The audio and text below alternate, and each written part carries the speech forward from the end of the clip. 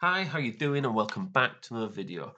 Here we've got our free hit slash wildcard video for Game Week 38. It is the final game week of the season, and we're doing a video because sometimes people do save their wildcards or free hits for the final game week of the season because there is a lot of rotation usually in squads, and it does throw up some massive score lines. Either teams don't have any pressure on them, so there's nothing left to play for, and they just go for it, or teams do have to win and it kind of leaves us some spaces in their own defense because they're pushing so far forward. So hopefully, if you are new to the channel, please do like and subscribe. It is greatly appreciated if we can get to 60 subscribers before the end of the season. And let's get into it. So we're going to have our team on the board here. And I do think it is worth, in a game week like this, playing with three at the back because clean sheets are probably going to be hard to come by in game week 38. So you need to pick your teams carefully and your defenses carefully, which is why I've kind of split two teams across four back here, including the keeper. I've gone with a double Crystal Palace defence. They play Nottingham Forest at home, and now Nottingham Forest can't get relegated. They will have partied all week. They're also away from home, so I do think that that comes into play more so this game week because they're also notoriously bad away from home as well. Crystal Palace have been increasingly solid since Roy Hodgson took over, and Forest don't tend to score many away from home. I do think this is a sort of game where it is worth putting your eggs in one basket and just going for it with certain defences because teams are hard to predict, and I think Forest at home is a great fixture. Same could be said for Southampton away. I've gone with double Liverpool defence as well, Trent and Van Dijk. I know Liverpool could rotate, but there's also no reason for them to rotate as well. They've got nothing to sort of save themselves for. It's been a bit of a, rubbish season for them as well, to be honest. And now they can't get Champions League football. They are the sort of team that can rack up a big score line. We've seen them score four, five, six, even seven goals sometimes this season. And Southampton defence is the sort of team that can concede a lot of goals as well. So we've also seen them concede quite a lot throughout the season. So I do think if this gets a couple of Liverpool goals early, Southampton could kind of crumble a bit. And Van Dijk's got a goal in him, and Trent's got a lot of assists in him recently as well. So I think that's a pretty solid back line. Of course, they could both concede in the first minute of each game, but that's kind of the risk you take. But I do think game week 38, with the lack of options for clean sheets, in my opinion, it is worth narrowing down on your selection.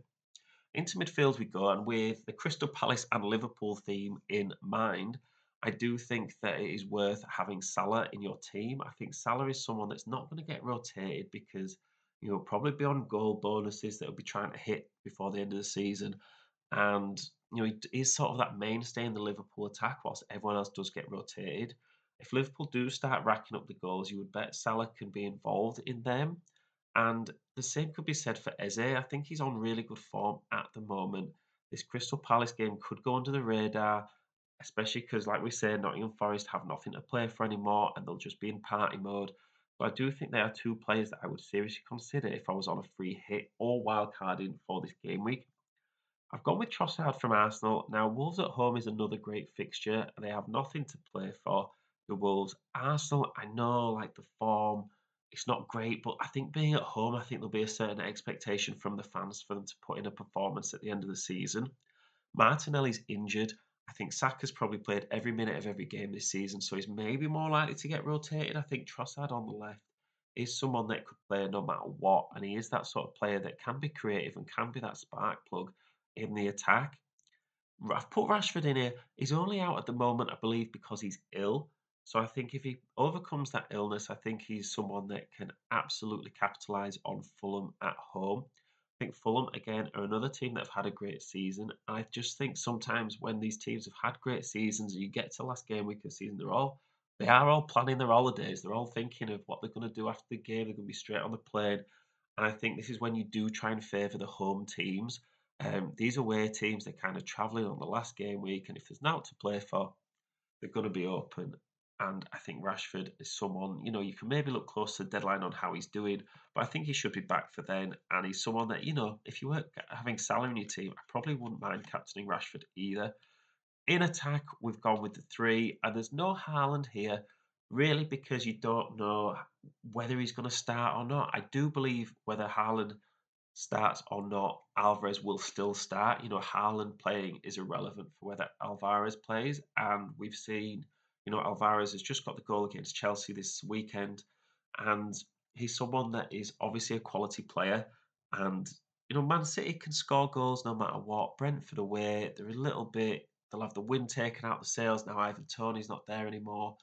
And I just think he's someone that is worth a shout at that price.